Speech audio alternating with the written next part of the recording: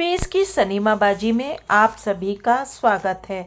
अभी तक हमने राज कपूर जी के बचपन के बारे में जाना। हमने ये जाना कि उनका जन्म पेशावर में हुआ था और वहाँ उनकी एक हवेली आज भी है, लेकिन उनके परिवार वाले मुंबई चले आए और फिर कलकत्ता में जाकर रहने लगे। पिछले भाग में राज जी ने ये भी बताया था कि क्योंकि बचपन से ही वो थोड़े भारी वजन वाले थे, इसलिए उनके साथी उन्हें मोटा कहकर चिढ़ाते थे और इससे बचने का उन्होंने एक उपाय निकाल लिया था कि वो स्वयं का ही मजाक उड़ाने लगे थे। चलिए आज जानते हैं उनके पिता पृथ्वीराज कपूर जी की नज़रों में राज कपूर जी क्या थे। आज की कहानी पृथ्वीराज कपूर जी की जुबानी। मेरे पास कोई 40 वर्षों की यादें हैं। मैं राजू को शायद लगभग इतने ही वर्षों से जानता हूँ और मेरी यादें फिर भी कम नहीं होती। जब मेरी पत्नी राम सरनी कपूर पहली बार गर्भवती हुई तो मैंने कह दिया था कि ये लड़का होगा। मैंने कागज के एक टुकड़े पर रणबीर राज नाम जो मैंने सोच रखा था लिखा और पत्नी के तकिए के नीचे रख दिया। राज एक प्यारा बच्चा था जिसकी आंखें नीली और गाल लाल थे। उसकी आंखें शायद उसे अपने परदादा से मिली थीं। उसके गाल अत्यधिक लाल थे और राम सरनी उन्हें गीले कपड़े से रगड़ती थी, ये सोचकर कि बच्चे के मुंह पर धूल जम गई है। वर्षों बाद जब हम तीनों मॉस्को में थे, फिल्म समारोह में राजू एक ज्यूरी मेंबर था। मैं फिल्म परदेसी की शूटिंग कर रहा था और मेरी पत्नी मेरे साथ थी। रूसी लड़कियां समारोह भवन में राज को घेर कर खड़ी थीं और जब मैंने उसे पत्नी के कहने पर इस भीड़ से बाहर निकाला और पत्नी के पास लेकर आया तो उसने फिर से उसके गालों को पोंछ डाला। इस बार रंग बाहर आ गया और ये लिपस्टिक थी। पेशावर जहां राज का जन्म हुआ और समुंदरी जैसे स्थान जहां राज अपने परिवार के साथ गया, ऐसे सभी स्थानों पर यह बच्चा घर और बाहर बहुत पसंदीदा था। वो था, क्या उसे कहते हैं, सबकी आंख का तारा। व्यापारी भी उसको नाचता और गाता देखकर आनंदित हो उठते थे। वे राज से छोटी छोटी वस्तुओं के पैसे नहीं लेते थे। राज की संगीत संबंधी प्रतिभा से लोग कम परिचित हैं। वो जब काफ़ी छोटा था उसने अपने पहले सार्वजनिक प्रदर्शन के मौके पर सीमांत प्रदेश के पहाड़ी स्थल मुरी में हुए एक वैरायटी शो में फिल्म हमारी बात के 2 गाने गाए। ये गाने बहुत पसंद किए गए और बाद में राज की पूछ काफ़ी बढ़ी। दीवार नाम के नाटक में उनके गाए गाने रिकॉर्ड किए गए, परंतु उसकी डिस्क शायद मार्केट में आई ही नहीं। जब राज 7 वर्ष का था वो एक दिन शाम को उस स्टूडियो में हमारे एक नौकर के साथ आया जहां मैं शूटिंग कर रहा था और उसने बताया कि उसका भाई बिंदु बहुत बीमार है। वो इसके अलावा एक शब्द भी अधिक ना बोल पाया, पर चूंकि उसकी माँ ने उसे एक टैक्सी में भेजा था जो उन दिनों हमारे लिए एक विलासिता की वस्तु थी, मुझे इस बात का अंदेशा हो गया कि जरूर कुछ न कुछ गंभीर घटना है। 4 वर्षीय बिंदु रविंदर खार उपनगर जहां हम रहते थे एक पड़ोसी के बगीचे में खेलने गया था। उसकी माँ ने उसे नहलाने के लिए बुलाया। वो आया, उसकी सांसें रुकने लगी और वो माँ की बाहों में मर गया। डॉक्टरों ने उसे सांप द्वारा काटे जाने की आशंका जताई, लेकिन ये बात सामने आई कि बच्चे ने दुर्घटनावश चूहे मारने वाली मीठी गोलियां निगल ली थीं, जिनका प्रयोग पड़ोसी चूहे मारने के लिए करता था। दुर्भाग्य ने एक पखवाड़े के अंदर फिर से मेरे परिवार पर चोट की। एक और बच्चा देवेंद्र जो बिंदु से छोटा था अत्यधिक बुखार के कारण बीमार हुआ और उसकी भी मृत्यु हो गई। मैं उन दोनों बच्चों के चेहरों को आज तक भूल नहीं पाया हूँ और ना ही राज के उस दिन वाले चेहरे को जब वो स्टूडियो आया था। राज एक अच्छा विद्यार्थी था। वो अंग्रेजी में सर्वप्रथम आता था और अभिनय और स्कूल में होने वाले नाटकों का बहुत अच्छा निर्देशक था तथा वाक्पटुता प्रतिस्पर्धाओं में पुरस्कार जीतता था। लेकिन वो मैट्रिक की पढ़ाई में फेल हो गया। जिस चीज़ ने उसे नीचे गिराया वो था गणित और लैटिन में उसकी कमजोरियां। राज जब मैट्रिक पूरी कर रहा था उसके 1 वर्ष पहले ही मैंने उसे बातचीत के लिए बुलाया। उसकी अतिरिक्त पाठ्यक्रम गतिविधियों में प्राप्त उपलब्धियों की मैंने सराहना की, लेकिन उसे चेतावनी भी दी कि वो जिन विषयों में कमजोर है उसे मजबूत करे। मेरे पिता ने हाल ही में मुझसे कहा था कि मैं स्कूल के प्रधानाचार्य से विशी मेरा छोटा भाई की ओर से बातचीत करूं, जिसको मैट्रिक में फॉर्म मिलने की आशा न थी। परंतु मेरा इरादा ये नहीं था कि मैं ठीक वैसे ही अपने बेटे की ओर से भी मध्यस्थता करूं। इसीलिए मैंने उससे कहा कि वो वादा करे कि वो अपना फॉर्म स्वयं हासिल करेगा और इसके लिए मुझे कभी नहीं कहेगा। राज ने मुझे वचन दिया। कुछ दिनों पश्चात मेरी पत्नी मेरे पास आई और कहा, मुझे लगता है कि राज को मैट्रिक के इम्तिहान में बैठने नहीं दिया जाएगा और मुझे प्रधानाचार्य से जाकर मिलना चाहिए। मैं मुस्कुराया और उससे कहा कि एक निश्चित तौर पर मैं ये करूँगा, बशर्ते राज आए और स्वयं मुझसे कहे। उसने ऐसा कभी नहीं किया। राज ऐसा ही था। मुझे याद है कि उन दिनों मैं एक चमकते स्टार के तौर पर था और अपने बेटों को हर सुख सुविधा मुहैया करा सकता था, पर मैंने ऐसा कभी नहीं किया।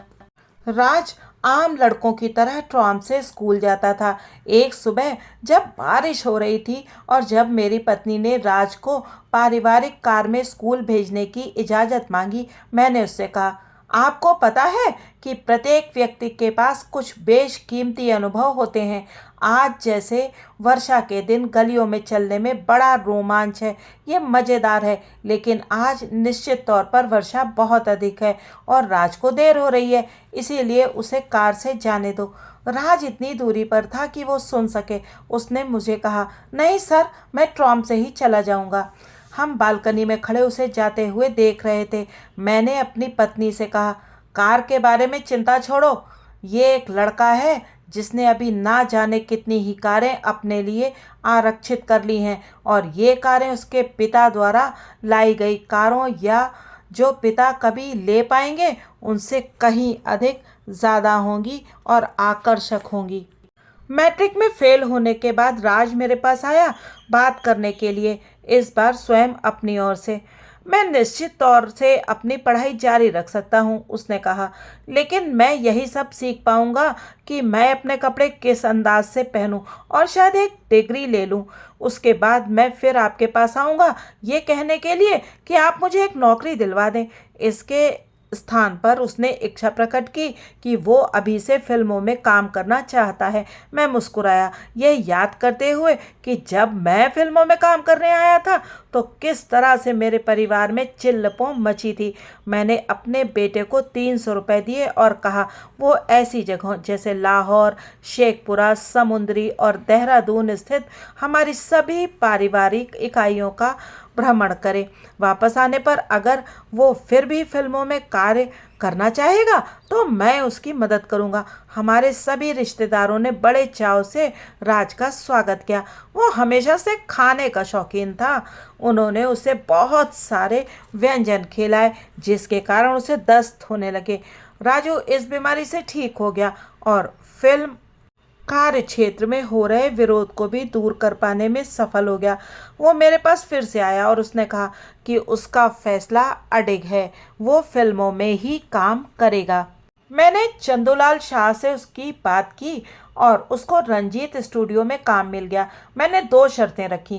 पहली, उसको कोई तनख्वाह नहीं मिलेगी और दूसरी कि स्टूडियो में उसके साथ वैसा ही व्यवहार किया जाएगा जो एक सामान्य स्पॉट बॉय के साथ किया जाता है, ना कि पृथ्वीराज कपूर के बेटे जैसा। घर पर मैंने अपने बेटे को समझा दिया कि उसका महीने का जेब खर्च 15 रुपयों से बढ़ाकर 30 रुपये कर दिया गया है। मैंने उससे कहा, तुम अपनी माँ से कहो कि वो तुम्हारे लिए ज़रूरत के मुताबिक सफ़ेद पतलून और कमीजें सिल दें ताकि तुम तैयार होकर काम पर जा सको। रोज़ सुबह तुम सफ़ेद कपड़ों में काम पर जाओ और शाम को स्टूडियो की लाल रंग की धूल में सने कपड़ों में घर लौटो। राज का प्रतिदिन का लंच स्टूडियो में नहीं भेजा जाएगा। ये लड़का स्वयं अपने लिए लंच लेकर जाएगा या फिर स्टूडियो के आसपास के किसी होटल में अपने पॉकेट मनी से भुगतान करके खाना खा पाएगा। रंजीत स्टूडियो के निर्देशक केदार शर्मा के अंडर में राज ने एक असिस्टेंट की तरह काम किया और बाद में केदार शर्मा ने ही उसे उसकी पहली फिल्म नील कमल दी। राज को मेरी एक फिल्म गौरी में पहले ही एक छोटा सा सीन करने के लिए मिल चुका था। इसके पहले कलकत्ता में देवकी बोस जी ने राज का इस्तेमाल किया जब वो केवल एक लड़का था। उनकी फिल्म आफ्टर द अर्थक्वेक में राज ने एक छोटी सी भूमिका की थी। उसके बाद अभिनेता निर्देशक गुल हामिद राज को एक शूटिंग में ले गए थे, लेकिन उन्होंने राज से क्या काम करवाया ये मैं भूल गया हूँ। मैं नहीं चाहता था कि राजू एक जाना माना बाल कलाकार बन जाए। मैं नहीं चाहता था कि मेरा कोई भी पुत्र उस अनुभव से गुजरे जो जैकी कूगन को हुआ था। कम उम्र में प्रसिद्धि और बाद में मुश्किलें। लगभग 1 वर्ष रंजीत स्टूडियो में बिताने के बाद राज ने एक एडवर्टीजमेंट पढ़कर बॉम्बे टॉकीज को ज्वाइन कर लिया, जिसमें राज को तनख्वाह मिलती थी और वो वहाँ एक असिस्टेंट के तौर पर काम कर रहा था। राज ने वहाँ कुछ समय तक काम किया पर उसे कोई भी रोल नहीं मिल पाया। उसे कुछ छोटे मोटे सीन ही काम करने के लिए दिए गए। तब उसने मुझसे पृथ्वी थिएटर में काम शुरू करने की इजाज़त मांगी। मैंने इजाज़त दे दी। राज ने सभी विभागों में एक असिस्टेंट की तरह से काम किया। मैंने उसकी तनख्वाह 201 रुपये ना तय किया। बॉम्बे टॉकीज में उसको मिलने वाले 200 रुपयों से 1 रुपया ज़्यादा, जिससे कि उसे इनकरेजमेंट मिल सके। थिएटर में राज के छोटे भाई शम्मी को उससे पहले ब्रेक मिला था। राज को अपना पहला ब्रेक फिल्म दीवार में मिला। दीवार फिल्म के द्वारा ही उसकी सालों से दबी अभिनय क्षमता बाहर आई। राज सभी के लिए एक रहस्य के खुलने जैसा था। इस बातचीत से ये पता चलता है कि पृथ्वी राज कपूर अपने बेटे राज की प्रतिभा से भली भांति परिचित थे, लेकिन उन्होंने बचपन में ही जो सामान्य जीवन जीने के लिए राज को प्रेरित किया था, उससे राज कपूर वो बन पाए जिसके लिए उन्हें आज तक जाना जाता है। जी हाँ, फिल्म इंडस्ट्री के शोमैन। कहते हैं कि एक बार जब ये परिवार कलकत्ता में रह रहा था तो पृथ्वी राज कपूर जी राज को अपने साथ एक झील पर ले गए जिसमें वे अक्सर तैरते थे, और वहां उन्होंने राज को छाती तक गहरे पानी में छोड़ दिया। किनारे पर खड़ी पत्नी उन पर चिल्लाने लगी, इस तरह तुम मेरे बेटे को मार डालोगे। लेकिन पृथ्वी राज कपूर बिल्कुल शांत और बेफिक्र रहे, और फिर थोड़ी देर बाद राज जी ने तैरना सीख लिया। वो अपने बच्चों को ऐसे ही सिखाते थे। राज जी बताते हैं कि जब मैं बहुत छोटा था तो मेरे पिता ने मुझे एंडी हार्डी नाम की फिल्म श्रृंखला दिखाई थी। राज जी बताते हैं, जिस तरह भेड़ें चलती हैं वैसे ही मैं अपने पिता के पीछे चलता था। मेरे पिता ने भारत की पहली बोलती फिल्म आलम आरा में अभिनय किया था। मैंने अपने पिता से सीखा कि सबसे बड़ा कलाकार वो है जिसमें किसी भी काम को अपना स्वयं का काम समझकर पूरा करने की योग्यता है, और जो अपनी नम्रता और मृदुता जैसे गुणों से अन्य लोगों का प्यार पा सकता है। अगर आप सभी का प्यार पाने वाले कलाकार बन सकते हैं तो आपसे बड़ा कलाकार और कोई नहीं हो सकता।